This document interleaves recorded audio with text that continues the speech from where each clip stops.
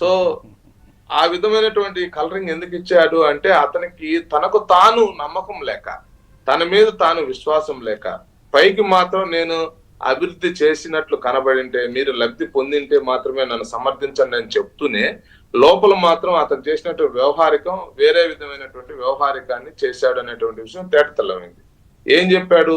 ఆ 3 పార్టీలు కలిసి వచ్చినా నాకు భయం లేదు, సింహం సింగల్ గా వస్తుంది, నేను ఈ యొక్క భారతీయ జనతా పార్టీకి ఎన్డీఏ కూటమికి నేను వ్యతిరేకంగా నిలబడ్డ మగాడిని అన్నట్టు మాట్లాడాడు. అదే క్రమంలో ఇంటర్నల్ గా చేసినటువంటి వ్యాప్తి ఏదైతే ఉందో మా అందరికి కూడా తెలుసు.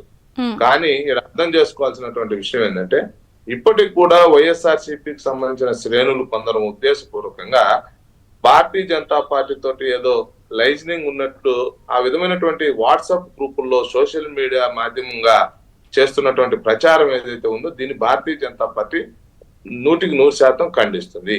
మేము కూటమిగా భారతీయ జనతా పార్టీతో పాటు 2 పార్టీలు కలుపుకొని మేము ఒక కుటుంబం లాగా వెళ్తున్నాము. వైఎస్ఆర్సీపీ తోటి తన యొక్క భావజాలం తోటి తన సిద్ధాంతాలతోటి ఏ విధంగానూ ఏ రోజు రాజీ పడేటువంటి ప్రసక్తే లేదు. కాదు రమేష్ నాయుడు గారు, ఇక్కడ ఒక పాయింట్ పబ్లిక్ సైడ్ నుంచి నేను అడుగుతాను. రాజీ పడము అని అంటున్నారు, లేదా లైజనింగ్ ఉంది మాకు వాళ్ళు క్లోజ్ అని చెప్పుకునే కలరింగ్ బిల్డప్ ఇస్తున్నారని అంటున్నారు. విజయసాయి రెడ్డి గారు రాజ్యసభ ఎంపీలు లోక్సభ కలిపి 17 మా అవసరం వాళ్ళ కొందరు రేపొద్దున అని అంటున్నప్పుడు అసలు ఒక స్టేట్మెంట్ అఫీషియల్ గా మీ అవసరాలు మాకు అక్కర్లేదు, మీతో మాకు అసలు ఏం వద్దు, మీరు ఇస్తానన్న సపోర్ట్ మాకు వద్దు అని ఒక స్టేట్మెంట్ ఇవ్వచ్చు కదా. ఇప్పుడు స్పీకర్ కి మీరు అడగలేదు, వాళ్ళు మేము ఇచ్చేస్తాం అన్నారు. అసలు ఇలాంటి అవినీతి పార్టీలు మాకు సపోర్ట్ చేస్తారన్న వద్దు అని ఒక స్టేట్మెంట్ ఎందుకు ఇవ్వట్లా బీజేపీ వాళ్ళు? ఇస్తే బాగుంటుంది కదా, మీ మీద ఇంకా రెస్పెక్ట్ పెరుగుతుంది కదా. అండి, ఎట్లంటే ఇవి గ్రామ రాజకీయాలు వేరు, రాష్ట్ర రాజకీయాలు వేరు, జాతీయ రాజకీయాలు వేరు. రకరకాలుగా మనం పోల్చి చూసుకోవాలి. మన ఆలోచనకు తగ్గట్టు ఒక నేషనల్ పార్టీ ప్రవర్తించదు.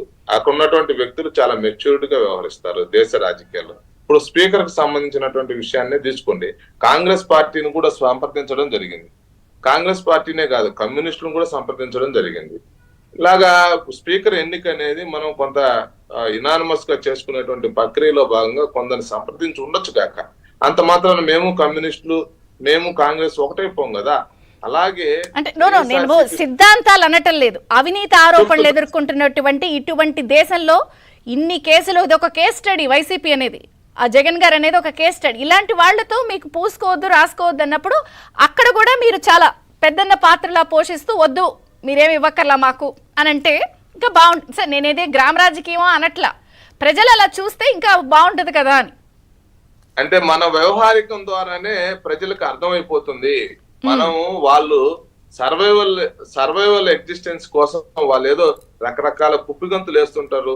వాళ్ళు ఇప్పుడు బతుకు జీవుడా అనేటువంటి పరిస్థితిలో ఉన్నారు కాబట్టి వాళ్ళు ఏదో మనకు సంబంధం లేకుండా ఎక్కడో చాటుమాటుగా కొన్ని రకాలైనటువంటి వ్యాప్తి చేసే ప్రతి అంశాన్ని మనం దృష్టి పెట్టి మాట్లాడుకుంటూ పోతే మనం అడ్మినిస్ట్రేషన్ చేయలేము, ప్రజలకి సరైనటువంటి సంక్షేమ ఫలాలు అందించలేము. ఈ దేశాభివృద్ధికి సంబంధించిన విషయంలో, రాష్ట్రాభివృద్ధికి సంబంధించిన విషయంలో కాన్సన్ట్రేషన్ చేయలేము.